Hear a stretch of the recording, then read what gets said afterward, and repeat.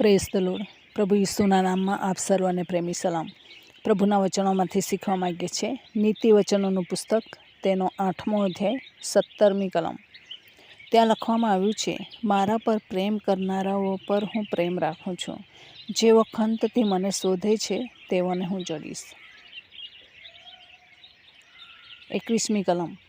જેથી હું મારા પર પ્રેમ કરનારાઓને સંપત્તિનો વારસો આપું અને તેઓના ભંડારો ભરપૂર કરું. પ્રભુ આપણી પાસે એમ જ સેવા કરાવતા નથી. આપણે એમને પ્રેમ કરીએ છીએ, સેવા કરીએ છીએ, તો આપણા માટે પ્રભુ સંપત્તિના ભંડારો ભરપૂર કરવા માગે છે. પ્રભુની પાસે એટલા બધા આશીર્વાદો છે, તો એમને પ્રેમ કરવામાં આપણને શું વાંધો છે? ઘણા બધા લોકો એટલા માટે સેવા કરે છે કે આમની પાસે બહુ બધા નાણાં રોકેલા છે. જો હું એમની સેવા કરીશ તો એ નાણાં મને મળશે. એવી રીતના પણ ઘણા સેવા કરે છે ઘડપણમાં. પરંતુ જેમની પાસે કશું જ નથી, એમની કોઈ સેવા કરવા તૈયાર નથી હોતા. પરંતુ પ્રભુ આજે આપણને જણાવે છે કે મારા પર પ્રેમ રાખનારાઓ પર હું પ્રેમ રાખું છું. પ્રથમ તો જ્યારે ઈશ્વરને પ્રેમ કરીએ છીએ, ત્યારે ઈશ્વર આપણા ઉપર પ્રેમ કરે છે. ઘણા બધા લોકો દુનિયામાં સેવા કરે છે, પરંતુ એક કર્મચારીની જેમ સેવા કરે છે. હકીકતમાં ઈશ્વર ઉપર પ્રેમ હોતો નથી અને અડધે રસ્તેથી એ લોકો ઈશ્વરની સેવા છોડીને બીજી જગ્યા પર જતા રહે છે. પાઉલ પ્રેરિતના જીવનમાં ઘણા બધા કષ્ટો અને દુઃખો આવ્યા, પરંતુ અંત સુધી એ સેવામાં બની રહ્યા. છેલ્લે પ્રભુના માટે શહીદ થયા ત્યાં સુધી પ્રભુ પર પ્રેમ રાખ્યો. અને એ જણાવે છે કે મારો પ્રચાર કોઈ મનોહર ભાષા પર નથી, પરંતુ હું હંમેશા ઈસુના વધસ્તંભને ટાર્ગેટ કરું છું. એ જ મારી સેવા છે, એ જ મારો પ્રચાર છે. એના વગર નહીં તો એના સિવાય હું બીજાને મહત્ત્વ આપતો નથી.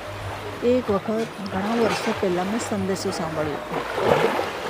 ઘણા બધા યાકૂબ અને યુસુફ પર પ્રચાર કરે છે અને દાઉદ પર, દાનિયેલ પર પ્રચાર કરે છે, પરંતુ ઈસુ પર બહુ ઓછા લોકો પ્રચાર કરે છે.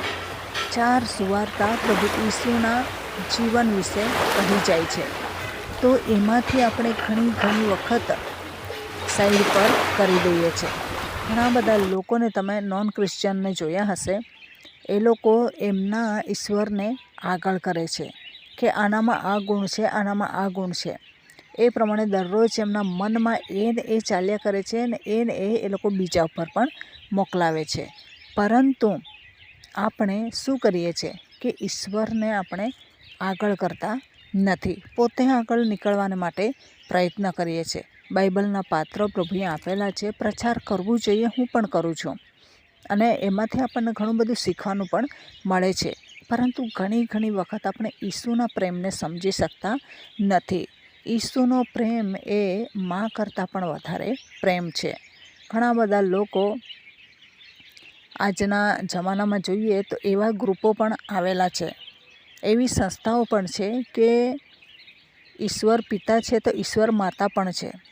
એક વખત અમારી બહુ મોટી બહેસ થઈ ગઈ. ઈશ્વર માતા નથી, માં કરતાં વધારે પ્રેમ કરનાર ઈશ્વર છે, પરંતુ માં નથી. એ પ્રમાણે મેં કીધું, ઈશ્વર પિતા, ઈશ્વર પુત્ર અને ઈશ્વર પવિત્ર આત્મા છે, ઈશ્વર માતા નથી. પરંતુ એ લોકો કંઈક એક વચનને લઈને એ પ્રમાણે કરતા હોય છે. ઈશ્વર પ્રેમ કરે છે, પ્રભુ ઈસુ પ્રેમ કરે છે, માના કરતાં વધારે આપણને પ્રેમ કર્યો છે. અને એમણે આપણને હથેળીમાં પિતાએ કોતરેલા છે અને હંમેશા આપણા નામ પોતાની હથેળીમાં રાખે છે. કોઈ પુસ્તકમાં આપણા નામો લખીને બંધ નથી કર્યા, પરંતુ હથેળીમાં રાખીને કાયમ એ જુએ છે. આટલો બધો પ્રેમ ઈશ્વર આપણને કરે છે, તો આપણે એમને શું આપીએ છીએ? ઘણી વખત જે વ્યક્તિ કંઈક એવી વસ્તુ ભેટ આપે છે અને એના ઓછી કિંમતની ભેટ આપે તો ઝઘડા થઈ જાય છે. લગ્નોમાં જોવા જઈએ, તમે આટલું મોંઘું આપેલું પણ તમે આટલું સસ્તું આપો છો, એ પ્રમાણે ત્યાં ઝઘડાઓ પણ થાય છે. પ્રભુ આપણી સાથે કદી ઝઘડો નથી કરતો કે મેં તમને મારો જીવ કિંમતી હતો તે આપી દીધો. એના બદલામાં તમારા જીવ તો નથી આપતા, પરંતુ તમારો સમય પણ આપવા રાજી નથી. એ પ્રમાણે ઈશ્વર આપણને કહેતા નથી. ઘણી વખત આપણે શું કરીએ છીએ કે ઈશ્વરને બહુ હલકામાં પતાવી દઈએ છીએ, પરંતુ એનો બદલો આપણને એ સમયમાં મળશે. એક વખત મેં બિલી ગ્રેહામનો સંદેશો સાંભળતી હતી. એવા સમયમાં ત્યાં લખવામાં આવ્યું હતું કે બિલી ગ્રેહામ સંદેશા આપતા જણાવતા હતા કે ઈસુની સાથે આપણે શું કરેલું છે તે ન્યાયના સમયમાં પ્રગટ થશે. ઈશ્વરને આપણે જે મહત્ત્વ આપવું જોઈએ એ નથી આપ્યું, તો એનો ન્યાય તે સમયમાં થશે. ઈશ્વર ઉપર પ્રેમ રાખવો અને ઈશ્વરને ચાહવો. ઇસરાયેલ લોકોએ ઈશ્વરને ચાહ્યો નહીં એવું ગીતશાસ્ત્રમાં લખેલું છે. ખાલી એક દેવ તરીકે એની પૂજાપાઠ કરતા રહેવાનું એવું નથી, પ્રેમ પણ કરવાનો છે. મૂર્તિ હોય તો આપણે એને પ્રેમ નથી કરી શકતા, એને કદાચ આસ્થાથી એ કરી શકીએ છીએ. દુનિયાના લોકો એ પ્રમાણે કરે છે, એની સાથે આપણે નિસ્બત નથી, પરંતુ આપણો ઈશ્વર તો હૃદય સાથે જીવવાવાળા ઈશ્વર છે. ઈશ્વર જીવંત છે.